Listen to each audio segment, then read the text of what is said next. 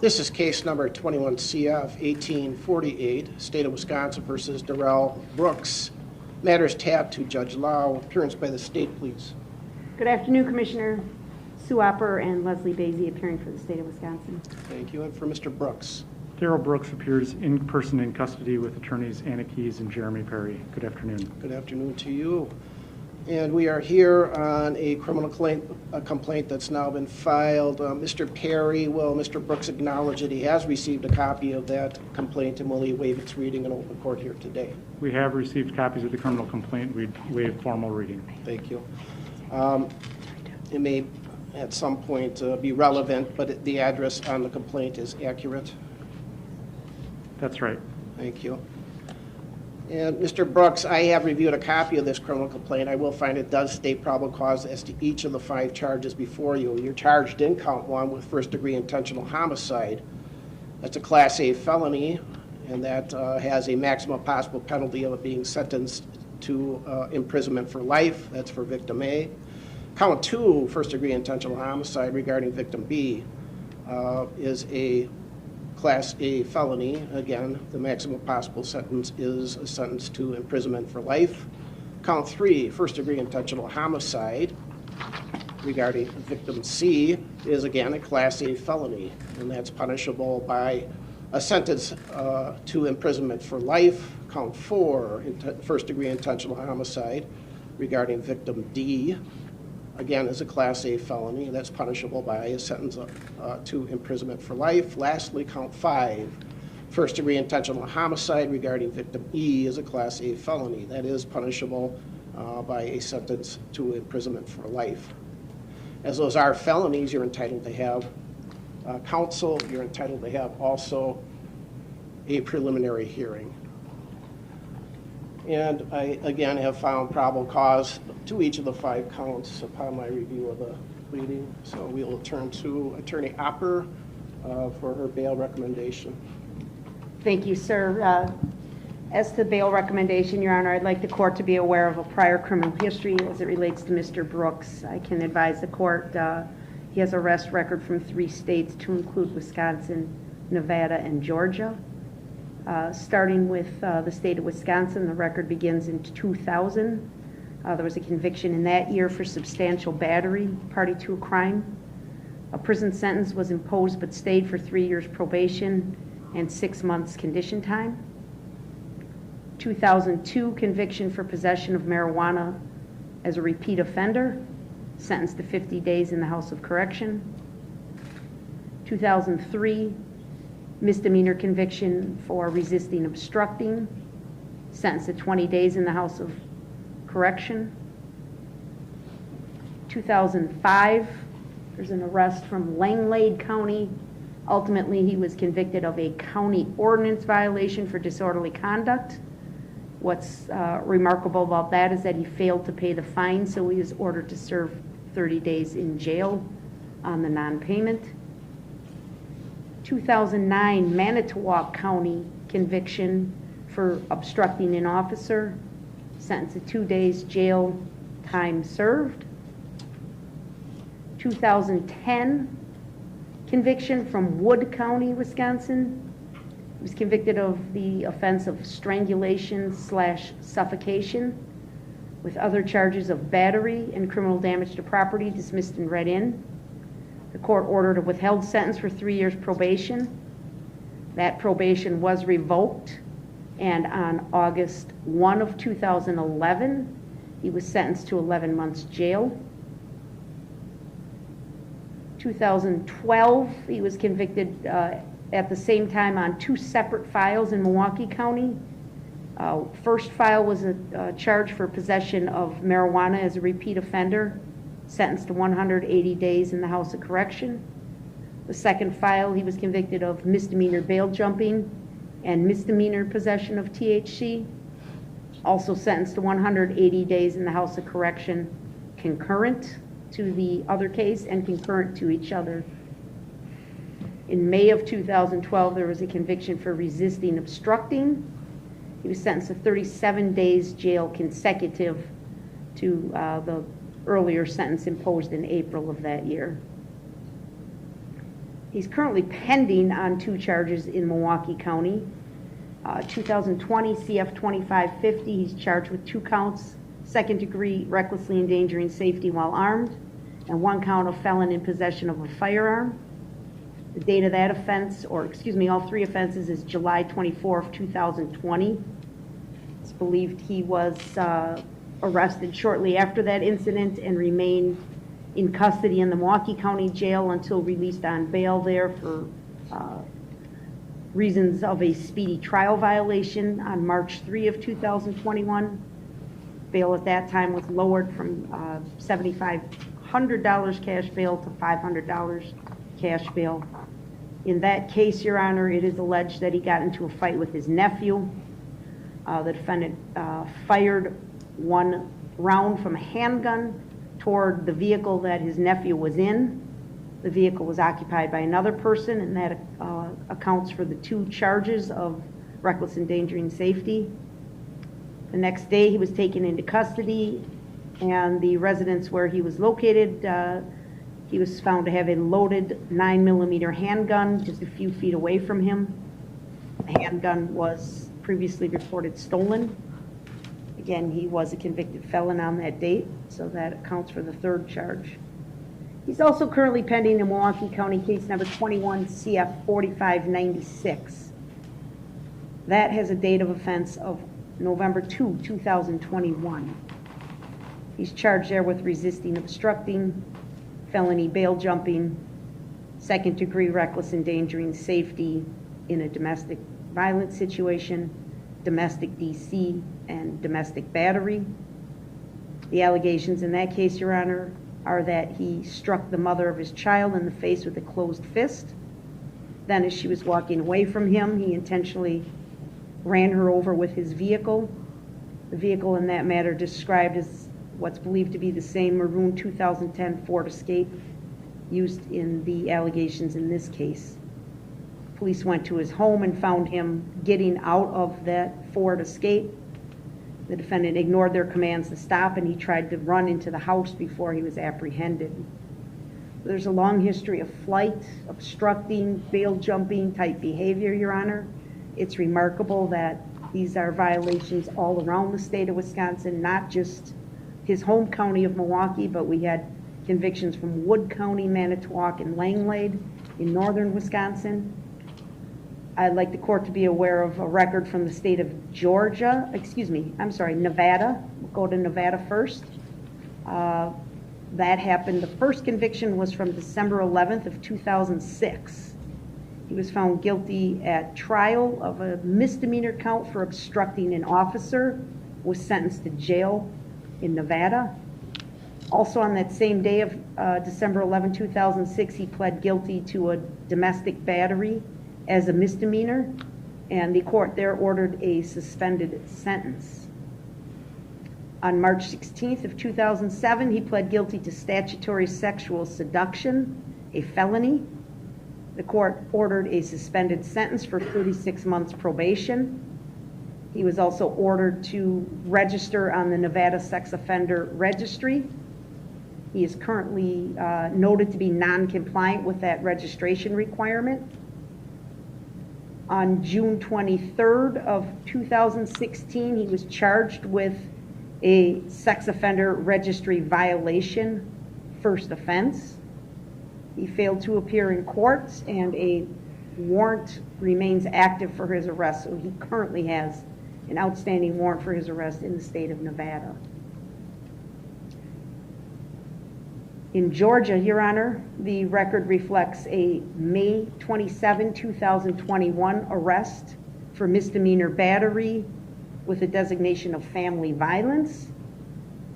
While it is not clear if he was convicted, he did recently remark to a court official in this county that he had served a 6-month jail sentence in Georgia. So we have not been able to verify if that was a conviction, but certainly there was a confinement in conjunction with that arrest.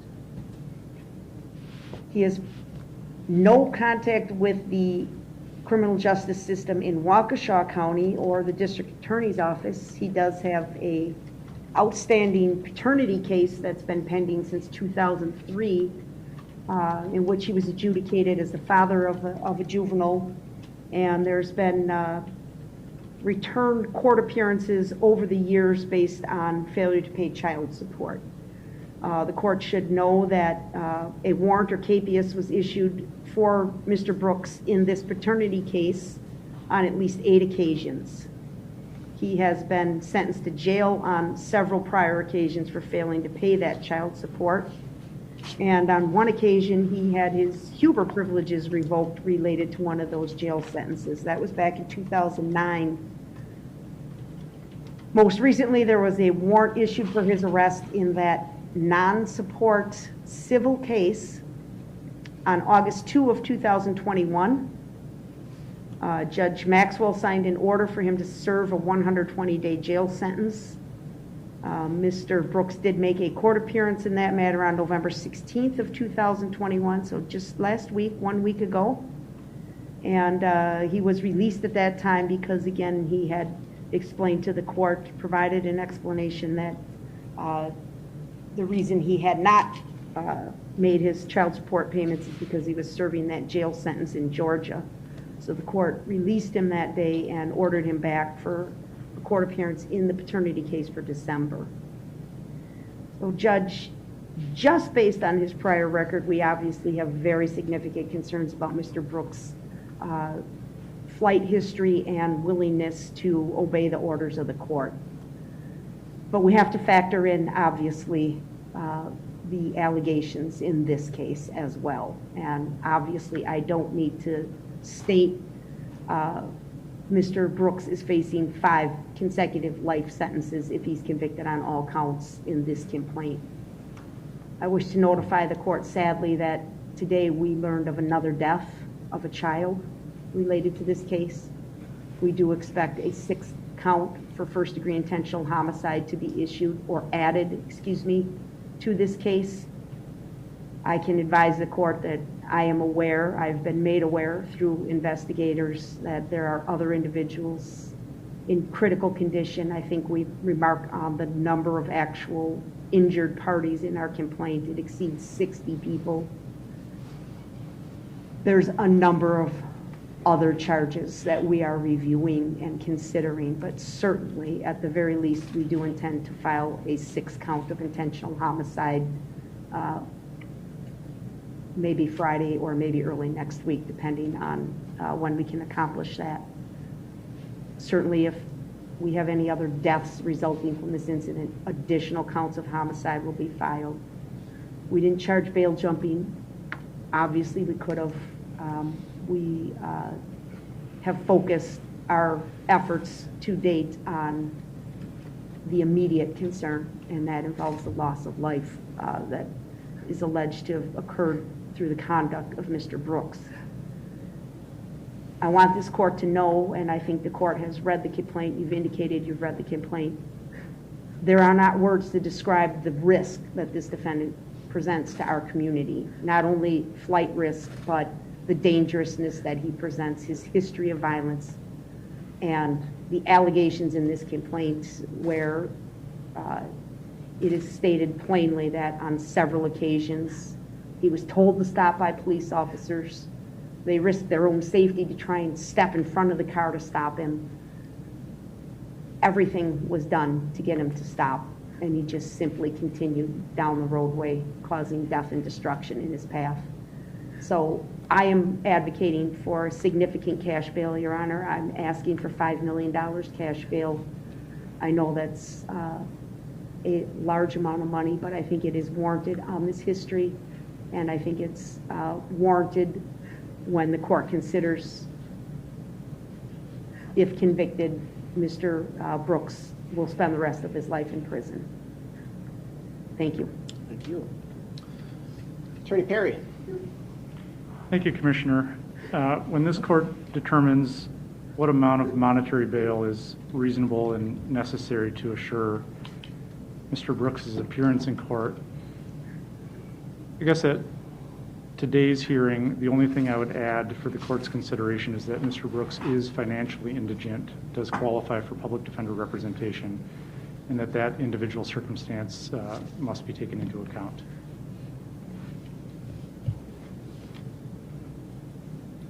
Does that conclude your argument? It does. Thank you, sir. So, first of all, let's get to conditions of bail. The monetary portion is called bail. There are conditions, though, in bail. And first, I am going to order, sir, level 4 monitoring through WCS if you do post bail. You're not to leave the confines of the state of Wisconsin. You are only to be released on a business day during business hours. Who's the highest ranking sheriff, deputy sheriff? I would like your opinion. I would like the sheriff's department to notify WCS if he bails out, that he's to immediately go over to WCS. So would it be asking too much if I had somebody from the sheriff's department contact during regular business hours WCS to let them know that he's being released? Then I'm ordering then that the sheriff's department contact immediately upon Mr. Brooks walking out the door, if that should happen, that he's on his way to WCS, which is literally a block away. If that does not happen, I want to make sure that people are aware that he did not get on the GPS monitoring device, which I am ordering. I'm ordering him to pay for that as well. Again, he's only to be released on a business day during business hours with the sheriff's department agreeing to contact WCS. If WCS does not have Mr. Brooks come in with a matter of minutes, I would like them, I'm ordering them to then contact the sheriff's department of that. I am ordering, sir, that you not operate a motor vehicle. You may not possess any dangerous weapons or firearms. You are not to have contact with the families listed in the victim identification sheet. You are to only disseminate that information to your lawyers.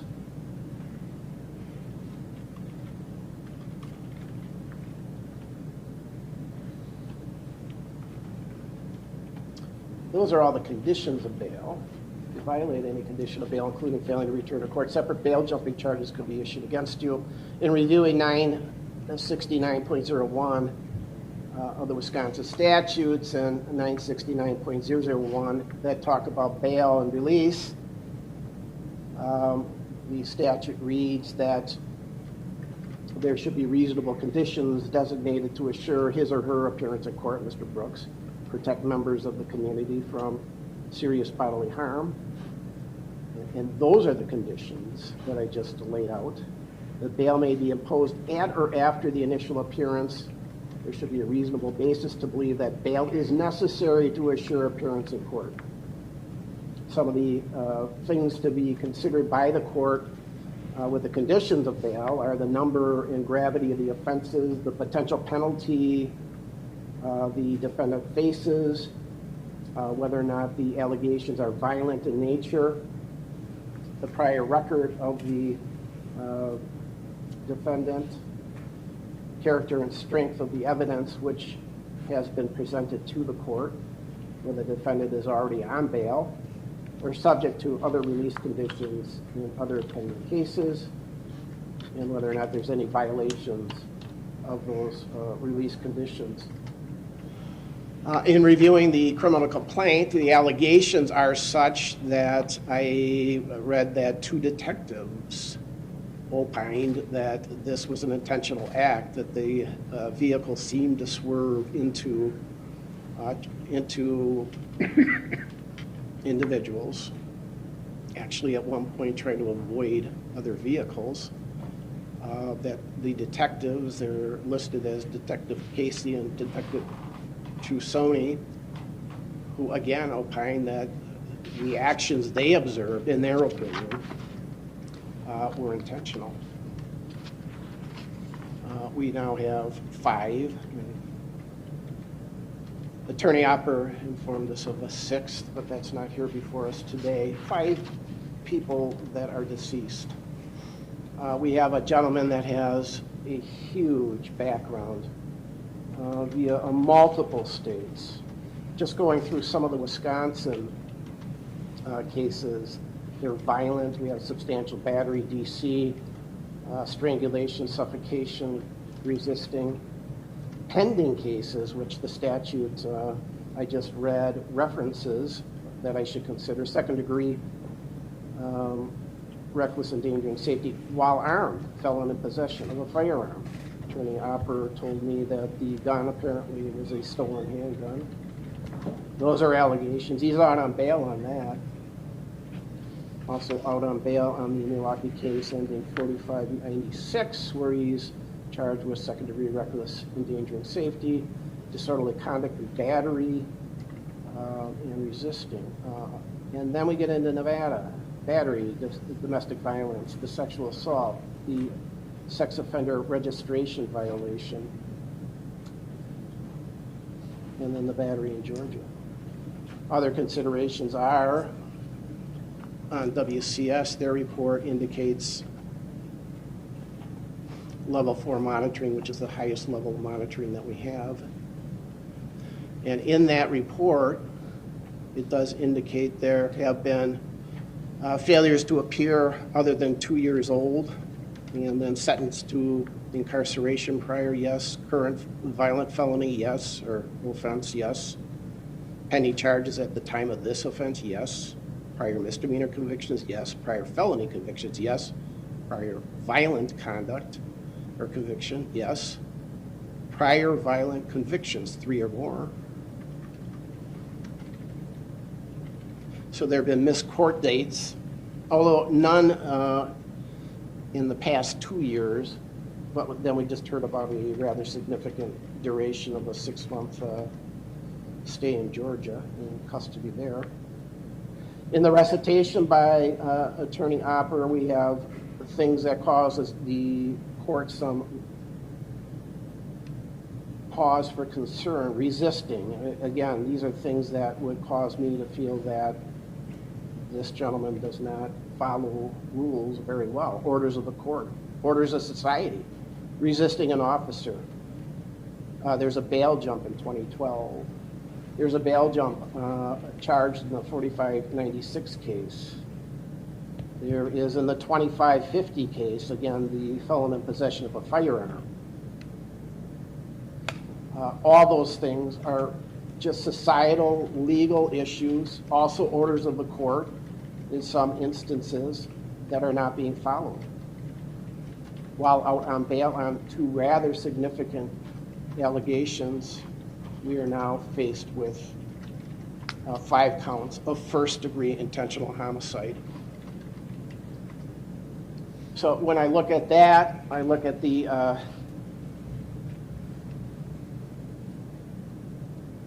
gravity of the offenses, the maximum possible penalties as the statute allows for, likelihood of incarceration, which if you're found guilty of 1 or more of these, even 1 would put you in prison for the rest of your life. I believe you are a flight risk. There's failure to follow court orders. This allegation, although the motive is not known, I'm not entitled to know what that is, but it looks like there was either panic or whatever, or an intentional act for whatever reason. You don't do well under pressure. The Milwaukee County case talks about, as Attorney Opper indicated, you using a vehicle to run over another person with your vehicle. So you don't respond well to what is common sense within our community, our society. So based on that, you're out on bail. Those smallish bails that you were out on didn't do very well. Before I forget, there is Marcy's Law. I understand that although there are, the statute and the Constitution now defines deceased victims to allow for family members to speak. So Attorney Opper, I was told that nobody wishes to speak. We have a number of people from the families. And is that still your understanding? I'll just confirm that, Your Honor. Okay. Yes, I'm getting confirmation. Nobody wishes to speak to the court at this time, but thank you for your I have one on your inquiry. right. So, ma'am, I'm sorry. I would ask that the victim witness individual from the DA's office see who this is without divulging who it is and what relation to what victim she is.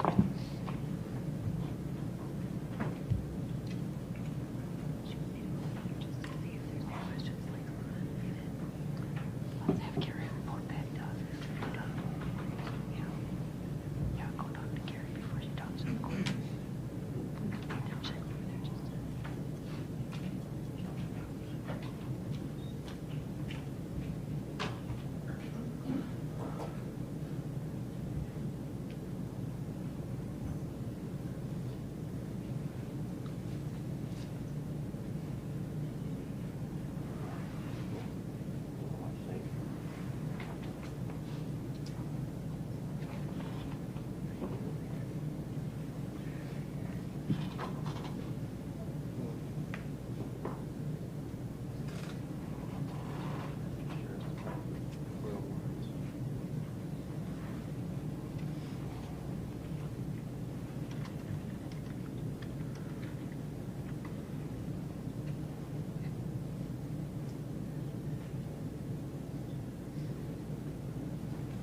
While that is being discussed, I neglected to order DNA be taken. The sample of your DNA, sir, has not been taken. I am ordering that now. It may be expunged if you meet the criterion under the Wisconsin statute.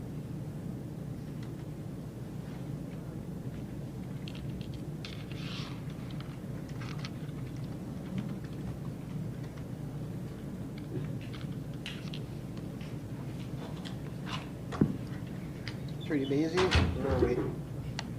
We're fine to proceed. She does not wish to make a statement.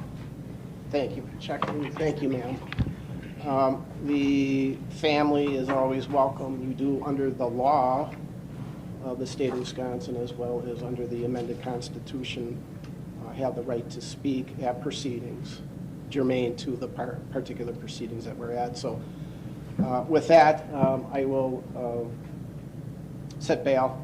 I have no problem with the bail being recommended by the state. I'm an old guy who has been doing this for almost 40 years.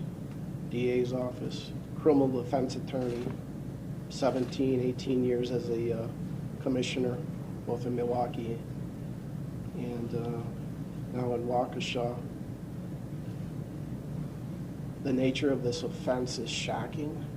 Actually, the detail I was not expecting here today, that two detectives, not lay people, detectives, not only tried to stop this, but rendered an opinion that this was an intentional act. You're presumed innocent, sir, but that's what the allegations are. And I've not seen anything like this in my very long career. It seems to be a very strong case for the state. Likelihood of incarceration, which is the other aspect of bail, is absolute. If you are found guilty of any one of these, a multitude of them, it's a life imprisonment sentence that must be meted out. So I have no problem. I just, with that bail, it's extraordinarily high, but it's an extraordinarily big case. It's an extraordinarily serious case with an extraordinary history of this gentleman, of fleeing, of hurting people, of not following court orders, not following criminal laws, not following just your societal norms. So I know that that's extraordinarily high bail. It's warranted here, and I am setting cash bail in the amount of $5 million. And with that, we're going to select a preliminary hearing date. Attorney Perry, time limits? Commissioner, we would be waiving time limits. We did, off the record, talk with the clerk prior to this and preliminarily set a date for January 14th at 9:15. Oh, date. that a Friday? It is. Yep, so that date, January 14th at 9:15. Does that work for the state? So Judge, it works for my calendar and Attorney Bailey's calendar. We would ask for an opportunity to confer with any victims that wish to attend. Obviously, that cannot be done with haste here this afternoon. So if we could perhaps just notify the court by Monday if we have any significant challenges. I think if the court can anticipate the ability of live streaming the event, that may assist with some scheduling conflicts as well. But I'm available, Attorney Bailey's available, Detective Casey is available. So yes, that is our request for that date. Okay, why don't we take that date, and then we can work out the details as far as live stream or otherwise. We'll talk to Madam Clerk, Monica Paz, and see what we could do. So with that, anything else, Attorney Hopper? No, sir, thank you. And Attorney Perry, anything further? No, nothing else. All right, very good. We can be adjourned.